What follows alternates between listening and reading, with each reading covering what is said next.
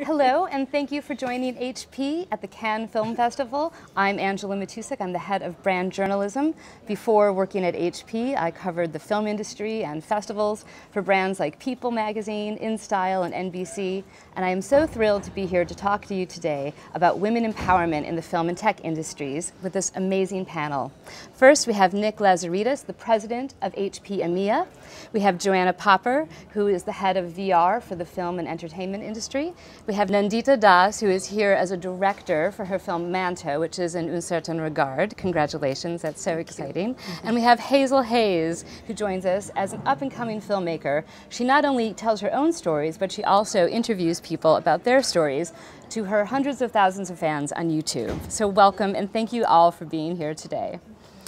So as I mentioned, we are going to be talking about women empowerment. In the past year, there has been a lot of discussion, as you know, around this important subject. The Me Too movement is changing the way the film industry thinks about women today. And in the tech industry, people are saying, yes, we need more women in leadership roles, and it's becoming a top priority. So Nick, I hope you don't mind me starting with you as our token man.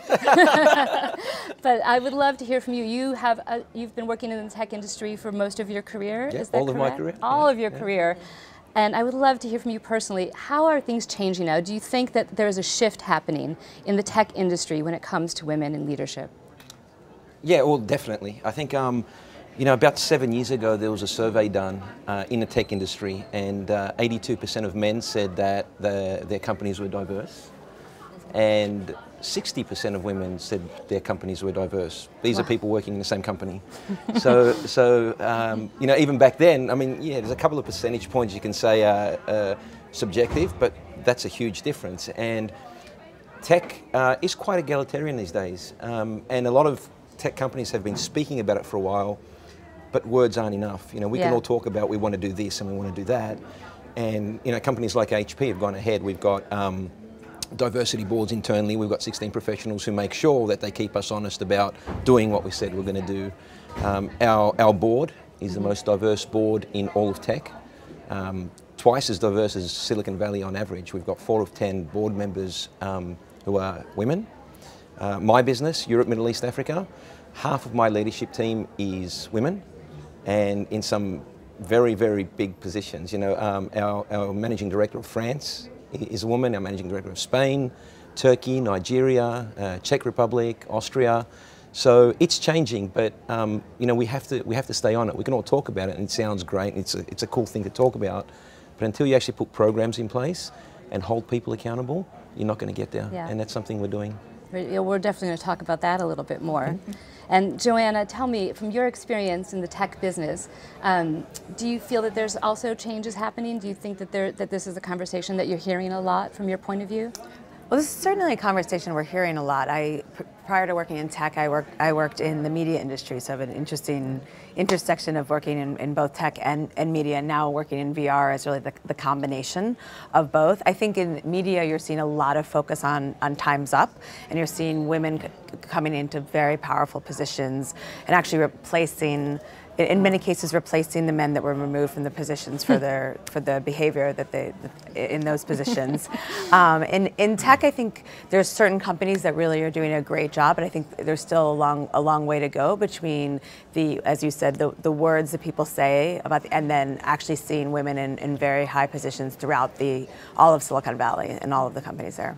And so, Nick, you mentioned all the amazing statistics and the women representation at HP, which is fantastic. But I have to ask, how do you think that affects the business as a whole? Do you think that when it comes to being more successful or to the bottom line, that there's an advantage to having gender equality? I think that's probably the easiest question I'm going to get through Cannes. And I say easy because we are very data-driven. We're obviously a publicly listed company. When I look at the businesses that are run by women in my organisation, is there a difference? Yes, and I think that, you know, the diversity also, apart from the business side, it attracts and it helps retain talent, because people want to join a company that sees everybody as equals. And so when you see female leaders in tech, which used to be very rare, people want to join. And it's not just women that want to join because there are women leaders, men want to join because they see that equality. So it's great, yeah. Yeah. And Joanna, do you have any thoughts about that when it comes to profitability or ROI? There's been lots of studies, lots of data that show that when you have diversity in leadership, and particularly diversity around and inclusion around women, that you have better financial returns, better stock returns, better decision making, and better product. So it isn't just a nice thing to do, a right thing to do, but it actually has a huge impact on the bottom line for the business. So now I'm going to turn our conversation a bit towards the film industry, and it's very appropriate that we're all sitting here underneath the beautiful photo of Cate Blanchett, who is this year's jury president. We actually have the first predominantly female jury this year at Cannes. So there's an accomplishment right there. We have had a lot of strides in female filmmakers this year. Patty Jenkins had a record-breaking year with Wonder Woman, but the truth of the matter is, when you look at the top grossing box office films for the past 10 years, 95% of them are made by men. So obviously, we still have a long way to go. So Nandita, you have been to Cannes many times as an actress, a performer, twice on the jury, and now here as a director. From that point of view, do you feel that the Me Too movement is affecting the industry at large from where you sit? Well, I think the Me Too movement was like a tipping point. I think a lot of women were talking among themselves or at various platforms, but no one was really hearing it. And suddenly, as if there's been a collective consciousness that has sort of shifted. I mean, we have to thank Harvey Weinstein for this, that sometimes we need a blow for these kind of things to come out, because I think there were ripples all around and everyone kind of knew about it, but it just helped people to talk about it. And sometimes we say Me Too, sometimes we call it Time's Up. Me Too does put a lot of pressure on the victim, so to say, and to say that, okay, I need to come out with my story. And it's no one's right to tell the other that you must come out with your story, because it's a very personal thing, and each woman needs to feel safe and comfortable and confident to say Me Too. So you wouldn't judge someone just because someone hasn't come out with their story. So in a way, time's up. I like that word more, because it just means that we've had enough, and it's time for things to change. Every little step towards or in the right direction is something we need to celebrate. And I think the fact we're thinking 50-50 by 2020, and a lot of that is also happening in Cannes, and huge, I think they're going to do a big walk on the red carpet with a lot of directors and actresses. Explain that. So 50-50 by 2020, what does that mean? Well, like, you said 95% of big budget directors are men. I don't think it's going to change by 2020, but it's good to have an ideal and to say that we should have more equal distribution. But like Nick was talking about boards, right? You were talking about boards, but the film industry isn't organized like the corporate sector. So there's not, so the corporate honchos can't decide that, okay, can decide in a corporate world to say that we should have 50-50, or it's great at least it's 60-40. The film industry is made up of self-employed people. There's no one person on top saying that this is how it should be. So a lot of us have to keep pushing it. And that's why when a female lead wins the Oscar and says that there has to be inclusion rider, she just says those two Frances words. McDormand. And I think it's fantastic. Hazel, you're based in London, and you've been covering the film industry and a part of the film industry for a few years, right? How does this fit from your point of view? I mean, do you feel that the doors are open to you as much as anybody else, or do you find that the women that you're talking to in the film industry in England are also talking about this? Yeah, I absolutely feel like the doors are open to me. No, it is great that a lot of people are kind of, without wanting there to be tokenism, a lot of the companies that I've been pitching to lately and talking to lately are at least aware that a lot of the voices they've been kind of showcasing for a long time have been white males, and so they do want to broaden the horizons a bit and make sure that they are being inclusive. And it's it's sort of a fine line to walk, isn't it, between tokenism and actually, you know, wanting to kind of raise up those voices. I have to say I do respect the Cannes Film Festival in some ways, because when they chose this year's films for competition, there are 3 films that are made by women, and they were very clear to say, well, we choose our films based on their quality and cinematic merit, and we're not using gender as or a quota that we have to hit, which I think is important as well. It really is. And as a woman, you never want to feel like you've got a job because you're a woman. I would never ever want to feel like I was in competition with a guy and I got it because of diversity's sake. I want to know that, you know, it's on merit. It's that I deserved that job, that my pitch was the best or my script was the best. But I think it's just getting that foot in the door to prove that you are as good, if not better. It's you know, to prove that you are worthy of that job. And I think that's the opportunity that's changing lately, is that we're just seeing more women being given that opportunity in the first place. Well, I think one of the things that we should all be thinking about too is that half the population is female. So obviously we need female voices and female gaze to help tell our stories. And Joanna, this is something I know that you're very passionate about when it comes to women in front of the camera and behind the camera. Can you talk a little bit about your experience in VR, this new emerging sector of the entertainment industry? Do you think that because it's new, that there's almost like a clean slate for gender diversity from the get-go? Absolutely. But first, I just want to respond to some of the things that we were just talking about as well. So as far as gender parity by 2020, I mean, that's the term, you know, gender 50-50 gender parity by 2020, and that there's a lot of different groups that are gunning for that. I'm actually part of a group called 50 Women Can. There are 50 women selected that are, then it's a funny name, but it's 50 Women Can Change the World in Media and Entertainment. And it's a 5-month program in LA, and people fly from all over the world to be part of it. And through that, I've had exposure to a lot of really interesting statistics. And one of the things that we learned is that the ROI on films, when you have women in front of the camera and behind the camera, you make 37 cents more to the dollar invested when you have women in front of the camera and behind the camera. And when you have women just in front of the camera, it's 23 cents more. Isn't it amazing that it's taken them that long to figure that out? It seems like a no-brainer. And there's more. So, women represent 52% apparently of the box office. So we actually over-index in the box office, and yet only 18% of films are actually marketed to women. These are the stats that came from the study. So what that says is there's a tremendous business opportunity, right? We're talking a lot about what's the right thing to do. But if you just look at those numbers, it tells you that there is a huge business opportunity, and that smart business people should be jumping on that opportunity.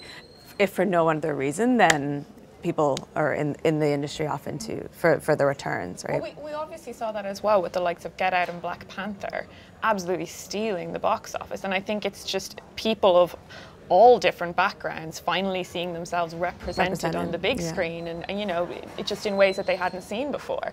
So I think whenever you bring diversity in any way, it generally tends to be not only the right thing to do, but profitable as well. There's a huge impact in terms of seeing yourself represented. I don't know if anyone watched the X-Files, but there's a character, Dana Scully, and so there's something in the STEM world and in the tech world called the Scully effect, where they've done studies that women who are in that field often watched that show growing up and saw themselves represented there and were inspired to pursue STEM because of that. So you think about, you know, what are we creating in film? Or film and TV? What voices are we putting out there? Who are we representing, and how are we showing them? And then thinking about the impact that will have, that ripple effect on generations to come. So Nick, I know that education is an important priority for yours, and something that we talk a lot about HP. Can you talk a little bit about STEM education, and how do we get more young women interested in these fields from the get-go? Yeah, look, I think this is probably the best place to start. When you look at, so everybody knows what STEM is, and STEAM now, we have arts in there as well, but if you look at the percentage of women coming through historically, and I'm not going to go way back, but maybe 10 years ago, through computer science degrees, less than 20%. Through other tech-related degrees, very, very low. And so it actually makes it hard for you to get a good balance of women and men in an organisation. So I think we need to promote more women in computer science, in IT, from the get-go, and I think this Scully effect is important too. If they see other strong women that they can associate with, and you know, maybe heroes or not, but you can associate with it and say that's kind of cool. It's not, you know, fat old white guys in suits all day long. And so I think it's critical. It's the most critical thing we can do in a grassroots level, to make sure that enough women are interested in, especially for IT, in tech careers. And you know, a lot of companies have started doing it. You know, we actually, and it goes beyond tech, we as a company have gone to all of our marketing agencies and said, here are our expectations on diversity, and you either meet them or we go elsewhere. On the legal side, we did the same thing in 2017 last year, and said to all the legal firms we work with globally, you know, you're way underrepresented and you must have this percentage representation of women, of minorities, or we reserve the right to pay you less. And we do it. Yeah. And you've got to force that. And you know, for us, our industry is, you know, the tech, I guess, university courses, college courses, but you know, it's law, it's marketing, it's finance. You just have to want to do it, and you have to be strong about maintaining it. Nandita? I just wanted to jump in on that I totally agree, because sometimes, like you said about meritocracy, you know, it's a bit of a nuanced thing, because there's so much historical wrong that has happened, that there's been so much exclusion of women for so many years and generations, that sometimes maybe you need to push that. Because meritocracy can sometimes be a little dubious, in the sense that you say, well, there weren't enough women, what can we do? So we had to take that. Well, you have to look harder. Maybe you have to give that chance. Maybe you have to create more opportunities. Because when they will come, maybe they will discover another side. And also confidence, or whatever the biases that we have. And in the sense, if men are conditioned in a certain way, women are conditioned too. We're also grappling with our own lack of confidence. We're grappling, you know, with many of our fears that we have had, or just generational conditioning that we are dealing with. Am I good enough? My low self-esteem, will it come in the way? Can I handle it? Oh, I have a child. You know, there are 100 different things we are grappling with. So I think it's not always about meritocracy, but I do appreciate your point. I completely agree. Yeah, and I was going to say it's a really difficult thing, because it's more nuanced. You run the risk of falling back into the blame game of saying, well, not enough girls are trying to get into the industry, and therefore, you know, there's only a pool of men to choose from, and we have to encourage them to try. It's not, one, it's not that they're not just trying, but two, you know, there's fewer women in tech, and there's fewer women going to film school to study it, and there's fewer women trying to get in, because they've seen historically they may not be accepted, they may be subject to sexism on set. And I'm thick-skinned for all intents and purposes, and I'm a confident person. I've experienced sexism on set and had to battle through, and I can't imagine what that would be like for someone, you know, more insecure or just starting out or whatever. So I think, that Scully effect is really interesting, and I get a lot of girls saying that to me, which is so... The Hazel effect. The Hazel effect, thank you. Dare I say. Well, it's very humbling and it's very lovely, but I think it's because I got my start on YouTube, and I just sort of forged my way. I just started making little things, and then I was directing and writing and editing and producing, because you have to. You just, on YouTube, you know, you're running your own thing, so you have to do all the jobs. And as I've sort of started to make my way up the ladder and make this a career, I go to conventions all the time, or I get tweets from girls or comments from girls, and I interact with girls all the time who are saying to me, you know, I'm now going to film school, or I want to be a cinematographer, or I want to be a sound designer, or I want to be a director, because I see that you can do it, and you're not Patty Jenkins, you're not Catherine Bigelow, you know, you're not Sofia Coppola, you're just this girl from Dublin who started out. And I think there's something more accessible and relatable, and they go, yeah, I could do that too. So yeah, it's really lovely. And Joanna, back to VR. So do you think that because it's an emerging industry that there are more opportunities for women? VR is really interesting, because the people who are working in VR come from so many different backgrounds right now, since it's such a new field. So people are coming from gaming and tech and immersive theater and film and TV. So it's that confluence of lots of skill sets. Some of those industries over-index male, so we have that impact. But on the other hand, it's a new industry, and there's a lot of attention and focus on creating the industry and the culture to be diverse and inclusive from the very beginning. It's being defined as we speak, because it's being defined right now. So we have amazing groups for women. We have Facebook groups that support each other. We have, brunches at every, different big event. We have, I personally have a long list of women. Every time I get asked about women speaking at events, I share them out. Often I share it before I'm asked when I see that they somehow didn't manage to find all the great women in the industry to be on the panels. But it's, and we have some fantastic male allies who are making this their mission as well, to make sure that this new industry has diverse voices represented from the very beginning, and not just women, but people of all underrepresented backgrounds. So on that note, I would love to hear from all of you as we wrap up a little bit.